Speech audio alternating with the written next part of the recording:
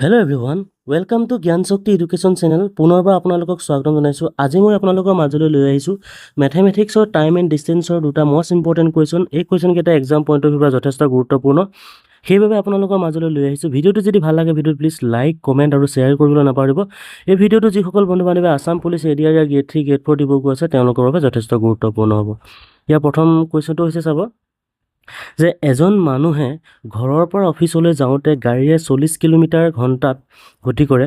যদি ঘৰৰ পৰা অফিচলৈ যাওঁতে সময় লাগে 2 ঘণ্টা 30 মিনিট, তেনেহ'লে ঘৰ আৰু অফিচৰ মাজৰ দূৰত্ব কিমান হ'ব উলিয়াইছে। ডিষ্টেঞ্চটো কিমান হ'ব সুধিছে অফিচ আৰু ঘৰৰ পৰা। বন্ধু বান্ধৱীসকল, আপোনালোকে হয়তো জানে যে আমাৰ ফৰ্মুলাটো কি আছিলে, speed is equal to distance by time, হয়নে? আৰু যদি distance is equal to speed into কি হ'ব, স্পীড ইনটু আপোনাৰ কি হ'ব, স্পীড ইনটু হ'ব আপোনাৰ টাইম, হয়নে? আৰু টাইম ইজুকেল টু আপোনাৰ কি হ'ব, ডিষ্টেঞ্চ বাই কি হ'ব, স্পীড। এইটো আপোনালোকে হয়তো ফৰ্মুলাটো সকলোৱে জানে, কিন্তু ইয়াত আমি কোনটো ফৰ্মুলা ইউজ কৰোঁ আপোনালোকে হয়তো সকলোৱে অলৰেডি গম পাইছে চাগে। ইয়াতে দিয়া আছে আপোনাৰ টাইমটো দিয়া আছে, হয়নে? ইয়াতে কি দিয়া আছে আপোনাৰ, ইয়াতে দিয়া আছে টাইমটো দিয়া আছে।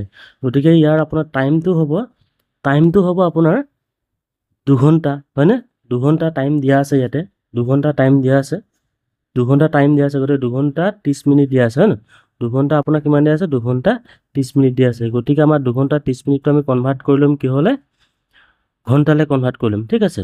2 ঘণ্টা 30 মিনিট আমি কনভাৰ্ট কৰি ল'ম। এইটো আপোনাৰ 30 হ'ব, ডিভাইডেড বাই কিমান হ'ব, 60, হয় ন? 60 মিনিটে আপোনাৰ কি হয়, এঘণ্টা হয়। গতিকে এইটো আপোনাৰ কিমান হ'ব, 1/2, মানে 2 2 4 1 5, হয় ন?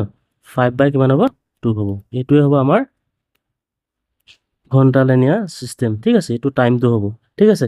এতিয়া বাট কুৱেশ্যনটো হৈছে আপোনাৰ যে ঘৰৰ পৰা অফিচলৈ ডিষ্টেঞ্চটো সুধিছে। গতিকে আমাৰ ঘৰৰ পৰা অফিচলৈ ডিষ্টেঞ্চটো হ'ব 40 আছিলে ন, আপোনাৰ 40 কিলোমিটাৰ আছিলে। গতিকে 40 ইনটু কিমান হ'ব, 5/2, হয়নে? 5/2 হ'ব। গতিকে আমি যদি কেঞ্চেল কৰোঁ, 2 বিচং কিমান হ'ব আপোনাৰ 40, গতিকে 5 বিচং কিমান হ'ব আপোনাৰ 100 কিলোমিটাৰ। গতিকে আনচাৰটো হ'ব কিমান, 100 কিলোমিটাৰ। মনত ৰাখিব, ইম্পৰ্টেণ্ট হয় এক্সাম পইণ্ট অফ ভিউৰ পৰা, ঠিক আছে? নেক্সট কুৱেশ্যনটো চাব, যথেষ্ট গুৰুত্বপূৰ্ণ এটা কুৱেশ্যন হয়। নেক্সট কুৱেশ্যন হৈছে এখন বাছে 60 কিলোমিটাৰ ঘণ্টাত গতি কৰি আছিল। বাছখনৰ মুঠ 300 কিলোমিটাৰ দূৰত্ব অতিক্ৰম কৰিবলৈ কিমান সময় প্ৰয়োজন হ'ব?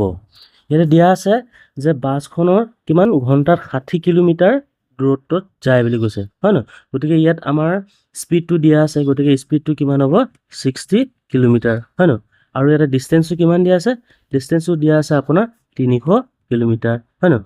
গতিকে আমাক কি উলিয়াবলৈ কৈছে যে আপোনাৰ দূৰত্ব অতিক্ৰম কৰিবলৈ কিমান সময় প্ৰয়োজন হ'ব বুলি কৈছে। গতিকে আমি জানো যে ফৰ্মুলাটো T = D/S, হয় নহয়? T = D/S। গতিকে ইয়াত আপোনাৰ D মানটো কিমান দিয়া আছে, D মানটো দিয়া আছে 300 আৰু T মানটো কিমান দিয়া আছে আপোনাৰ 60। গতিকে আপুনি কেঞ্চেল কৰিলে কিমান হ'ব, 5 আৱাৰ্ছ হ'ব। গতিকে ইয়াত 5 আৱাৰ্ছ আছেনে?